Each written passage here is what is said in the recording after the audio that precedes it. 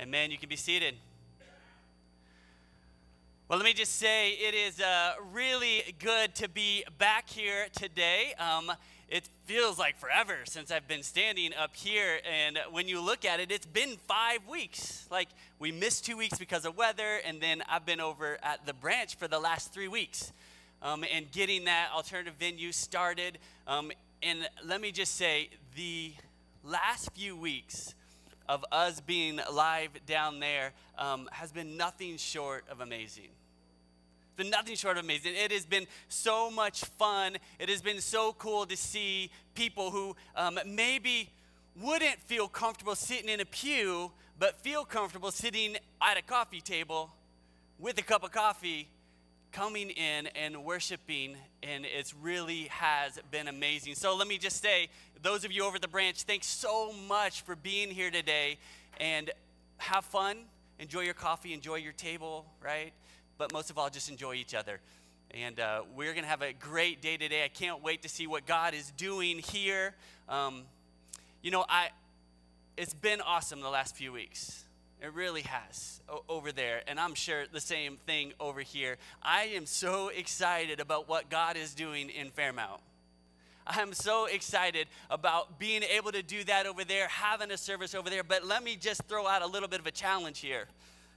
Right? It's great. When we own a coffee shop, people come in there day after day. 100 people every single day will come in that place, and they'll get to experience God's love because we're able to share God's love, even if it's through a cup of coffee or a smile. Right? That is amazing, right? It's amazing that we have a service over there and that people come in there and they get to worship. That's awesome. Let me throw out a little challenge, though. There's still 1,800 people in this tiny little town who don't know Jesus. And like Dr. Mark said, 40,000 people in our county. We aren't done. God's not done. And I can't wait to see what happens next, the things that we get to do next, because he's leading us to do it. I'm so excited about what is going on and what we are able to be a part of. Amen? Well, we are in the middle of a series on relationships. And what we've realized is that our relationships are always moving. They ebb and they flow. They get stronger, they get weaker. It's just what happens with relationship. Why? Because relationships have people in them. Right? People who aren't always true to their word. People who do fail us all the time. And so they get stronger, they get weaker, but we know that they're always moving. Always moving. And today, what we're going to talk about is how can we allow God to move our relationships deeper? How can we allow God to move our relationships deeper? We have all sorts of relationships in life, and a lot of them are shallow. But how can we take our relationships to another level? But instead of thinking another level up here, we're going to go another level down here, right? We're going to go just a little bit deeper with these relationships. And in order to do that, I want to take you on a journey. I want to take you on a journey. And we're going to start in one place, and it's a good place, right? We're going to start in one place in this journey. It's a really good place. This place is full of possibilities. It's full of potential. We're going to start there, but we're going to go to a much better place. Right, we're going to start at this spot right here, but we're going to go on this journey, difficult journey, to this place. This place is way better. This place isn't full of potential. It's not the possibilities that you see. It is reality. What's in this spot is what really is. And I know I probably have you so confused right now. I want to take us on a journey from being people who say, I will, to being people who say, I am. Rather than being people who say, I will do this, I will be this type of person, I think a much better place to be is someone who says, I am this type of person. I am someone who does this, not just the promises of potential. I was talking to a friend the other day, and we were talking about our children and how they're all kind of different from one another. And he was telling me about his middle child and how after he shows a video of Michael Jordan playing basketball, she'll come to him with these full of potential promises, just saying, Dad, I want to play basketball. I want to be so good at basketball. In fact, I'm going to shoot 100 shots a day so that I could be better. Right? So much potential in that statement. I will shoot 100 free throws a day so I can be a basketball player. Full of potential, but usually that lasts a day or two, right? And reality sets in.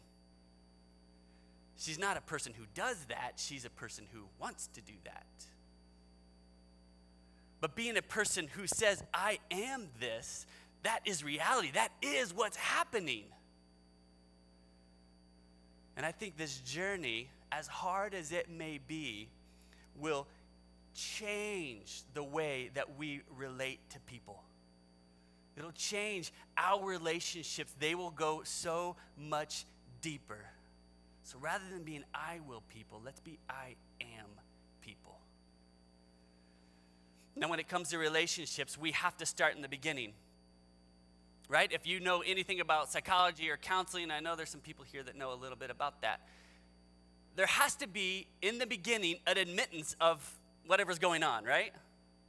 You have to agree that I need whatever this is, or I am doing whatever that may be. And so we all have to agree today, we need deeper relationships. We need it. Just like I need my coffee. Just like a child needs their mother, which is a little bit different level than I need my coffee, maybe. We need deeper relationships. We need to cultivate deeper relationships. Paul identified this need to belong in 1 Corinthians chapter 12. He says, so that I cannot say to the hand, I don't need you, nor again the head to the feet, I don't need you. On the contrary, all the more, those parts of the body that seem to be weaker are necessary. This need for others is rooted deep in our souls. Deep in our souls. God planned it this way. That's why God said in Genesis 2, he says, it is not good for man to be alone. Deep in our souls, we were made to connect. This need for others is God-given. We need to cultivate deeper relationships. So rather than saying, I will be a better friend, I will try, hopefully, to be a better friend, we need to say, I am a person who loves, who's generous. I am this person. So today we're going to make 3 I am statements.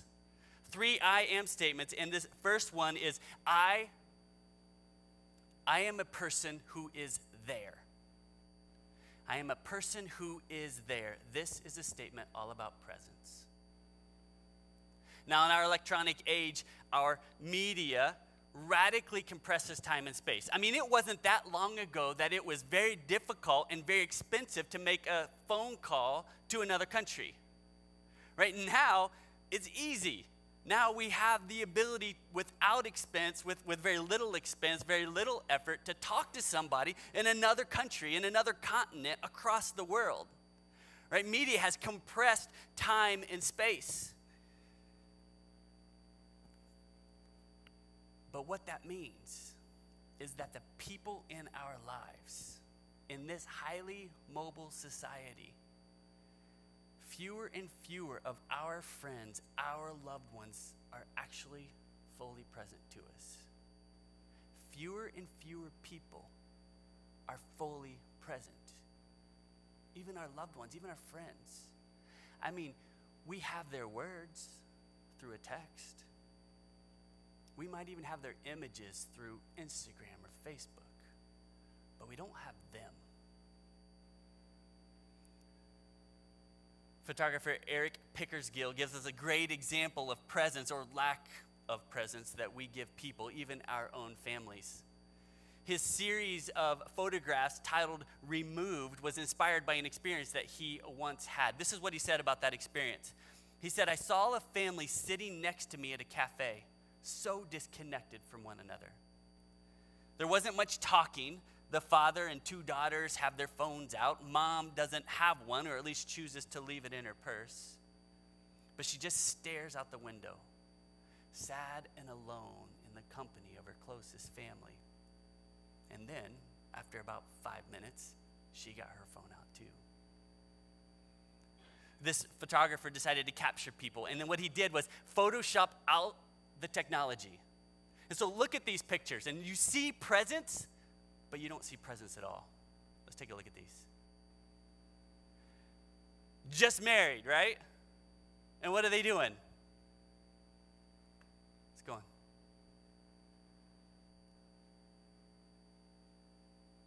You can go to the next one. There we go. Oh, boy, this is a familiar sight, right? Brothers, friends, sitting on the same couch and not present. There's a family. We have words, we have images, but we don't have people. I want you to think about this for a second. I'm sure you all agree, right? It is a huge blessing that we have the Bible, right? It's life-changing that we have the Bible. We have God in written form. But if all he did was send the Bible, right? If all he did was send the Bible, then salvation would be completely up to us. We'd have written word, but then in order to gain salvation, we would have to follow everything in it. But this isn't what he did. He didn't just send himself in written word. He sent himself in the flesh, in Jesus, to be fully present. And because of that full presence that he had here with us, and because he was sent to the cross and died, and we can become free. Because of his presence, we can experience grace. The only way we can experience grace otherwise is if we followed everything to a T. But he sent us Jesus. If you want to go deeper in relationships with others, you have to be there. You have to be present. Are you a person who can say, "I am there"? I am there. Second statement that we're going to make is that I am a person who bears. I'm a person who bears with you. This is a statement of patience. And I know patience is never a fun lesson to learn. You know, maybe you're like me. One of the worst phrases that we see is, "Please let it stand for 1 minute." So the other day, I made a really poor choice and ate 2 Hot Pockets, right?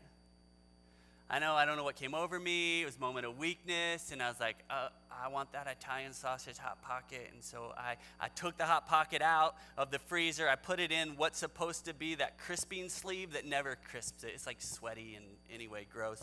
But you have this idea that it's going to be this crispy, Italian sausage pie. It's going to be amazing. And so then I put that in the microwave. I put it for 2 minutes, but I didn't listen to all the instructions. Almost as soon as that thing was done, man, I took a bite of that thing. And as one comedian says, it's the hot lava coming out of that pocket, right? I burned my whole mouth because I couldn't wait 1 more minute. I mean, I waited 2 minutes. Right? I waited 2 minutes for it to get done, but I couldn't wait 1 more minute. I'm totally not patient. It's like 3 minutes of meal prep is just too much, right?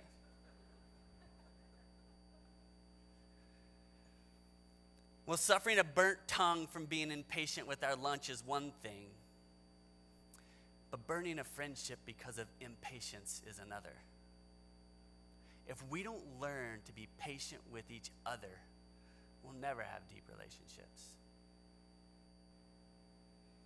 See, because typically, the moment we find out that we have to have patience with somebody, we think things in our mind like, I guess they weren't who I thought they were. The minute someone fails us, even our own spouse, we could think, maybe I married the wrong person. Or the minute you go to a church and you realize there's broken, messy people there, like you think,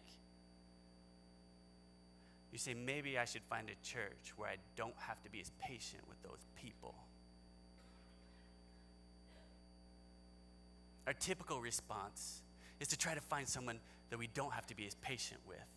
But what happens is, wherever we go, we find someone else that we need to have patience with.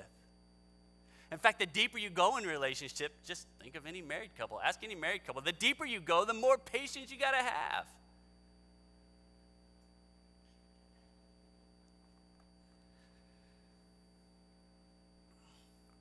We need to learn. In order to cultivate deeper relationships, we have to have more patience.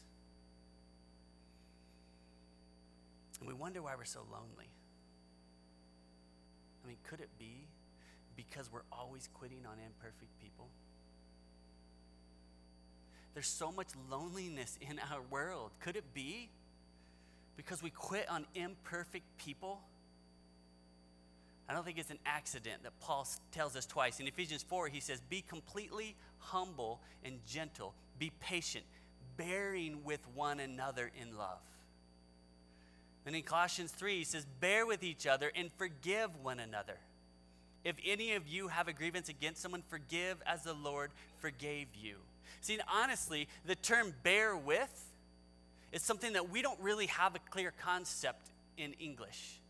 I mean, patience is kind of close, right? But it's more than that.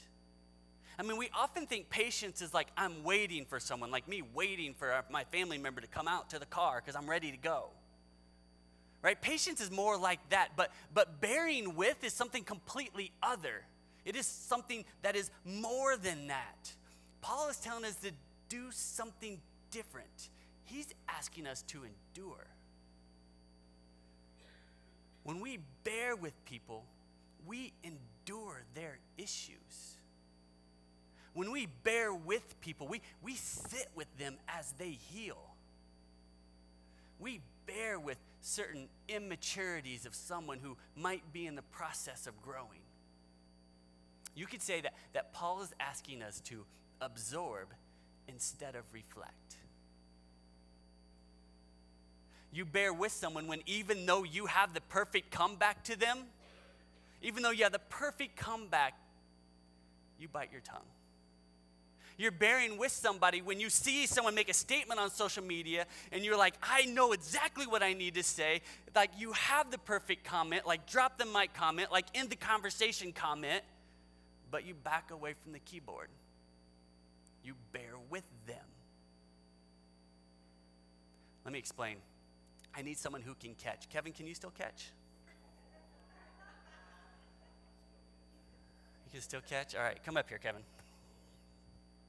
Let me explain.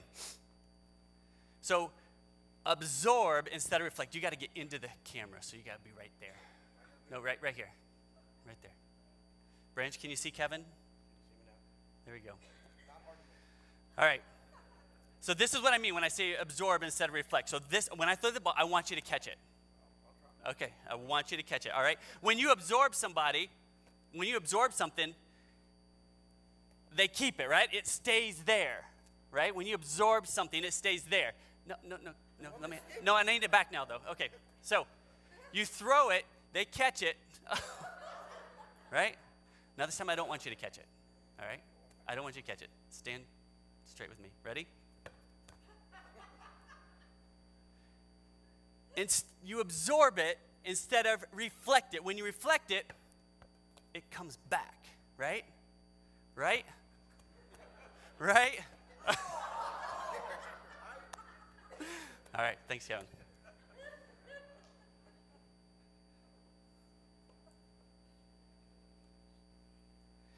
See, what's typical is when someone says something hurtful to us, we reflect it back at them. Rather than absorb the maybe immature comment, we get defensive and we reflect it back. So we're taking their hurt that they're giving us and giving it back to them, hurting them even more. So bearing with someone is taking that hurtful comment, absorbing it, not trying to hurt them back. We bear with, we're patient. Finally, the last I am statement is, I am a person who shares. I'm a person who shares. This is a statement of vulnerability. And I know, no one likes to talk about that. Actually, probably all the females in the room is like, hey, listen up, husband, right? And the guys are like, what time does Daytona start today, you know? It's a statement of vulnerability. The challenge is that we all want relationships. I mean, we're made for relationships, and we want relationships, but we don't want to open up ourselves enough because we're afraid of getting hurt. But it's a challenge that we have to figure out because vulnerability is the driving force to connection. Vulnerability is tough. Vulnerability is brave. It's tender. And it's absolutely necessary for a deeper relationship. Absolutely necessary. But see, we've turned it into a weakness because we're tough. We've toughened ourselves up. I don't need to share. I'm okay by myself. And when we protect ourselves, when we're not vulnerable, we do protect ourselves from hurt, right? But we also eliminate the possibility of real connection, of love, of intimacy. See, they come through the same door, right? They come through the same door, and when you close the door to vulnerability, when you decide I can't be that, then you're also closing the door to love. Vulnerability is vital to connection. Over the last few weeks, I've had an old ministry friend try to reach out to me. I've not seen or heard from him in 8 years. We were in school together, right? We ministered in the same city for a while. He started texting and calling me, but I just didn't really know if I wanted to answer. See, I had heard through family that he'd really been struggling. That he'd been struggling with addiction. He's been doing everything he can to get whatever he needed, taking advantage of people, taking advantage of his parents. And I'm like, I don't know if I want to open myself up to that relationship. I don't want to be one of those people that he takes advantage of. And when I asked his family specifically, I asked him, I said, man, he's been reaching out to me. What do I do? And he says, that family member said, just be ready. He's going to break your heart. I just didn't know if I wanted to answer. I didn't know if I wanted to open myself up. I mean, what if I talked to him and he just acted like everything was normal? What if his first words were, hey, you still play ping pong? Or, like, if I know what's going on in his life, what if he doesn't come clean? What if he just acts like everything's normal? Because that's not a relationship. I finally decided, okay, I'll answer his call. And I did. And I'm happy to say that he came clean with everything. I mean, I even said in my mind, if he doesn't come clean, I'm done with him. Like, I'm done. But he came clean. He told me everything that was going on.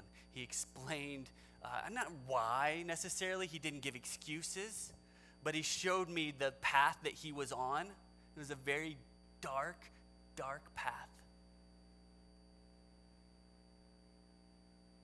And I'm not saying we're going to have this amazingly renewed relationship, but I know that because he decided not to hide, there's a possibility that our friendship could be much deeper than it ever has been.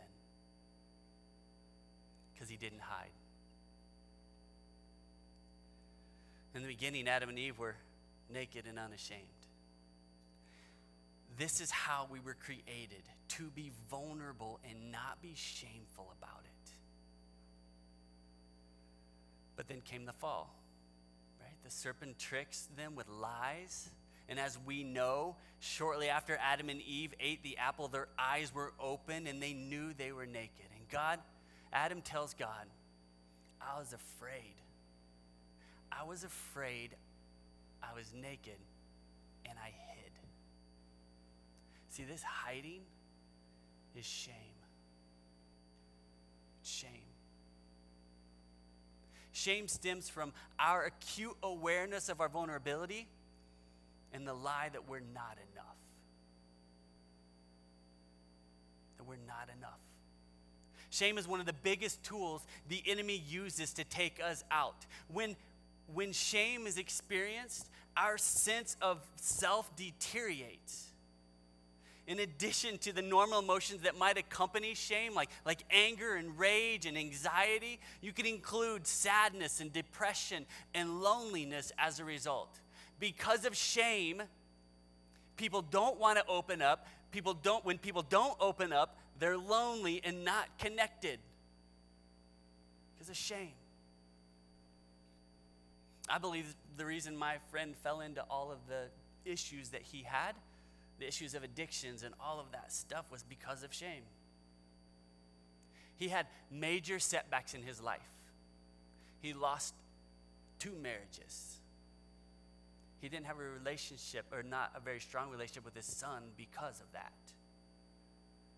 He lost a church that he was pastoring. And he was one of those up and rising type of students. And then when all that happened, just filled with shame. And so he ran to every substance he could in order to hide. Shame destroys us. When I was talking to him, he was like, Rob, I can't tell you exactly what happened, but I know for the first time I experienced God's forgiveness. Like really experienced his forgiveness. Like that he looks at me like I'm his child. And that he loves me no matter what. And he says that shame, that guilt just fell off. He goes, I've never been more free because I don't have shame anymore. I know I messed up and I know I hurt so many people. But God said, I take it as far as the east is from the west. You don't have to be shameful about it. We just saying these words.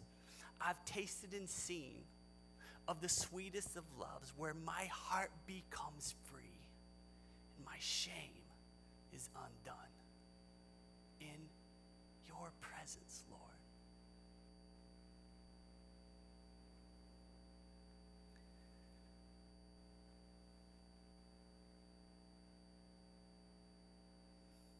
Here's the deal. As people who follow Jesus, we have the audacity to believe that there's always hope. We live in a world that is destroyed by shame, but we have the audacity to believe that there is always hope. In fact, as we keep our eyes fixed on Jesus, it dispels the lies of the world that are constantly barraging us. When we take captive every thought to what we know to be true according to Jesus, it melts and penetrates through the enemy's lies. And it reveals an all-encompassing love of God, no matter what you feel you have to hide. That is the truth. The truth will dispel those lies that pour on the shame. Vulnerability is an on-ramp to deeper relationships. Everything changes when we know we are loved by God during and even in the midst of our imperfection. And you know what happens when we know that, even in the midst, even with all of the junk in our lives, knowing that we're imperfect, when we know we're loved by God, now we can love others. Now we've made the journey from I want to be this, I am this person who loves. Not because I have it in me, but because of He first loved me.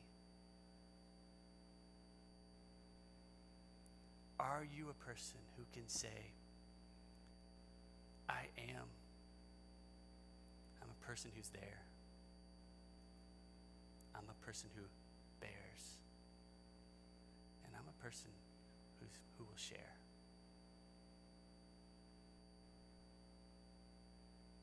We're going to pray. I'm going to go ahead and turn it back over to Nick over there at the branch.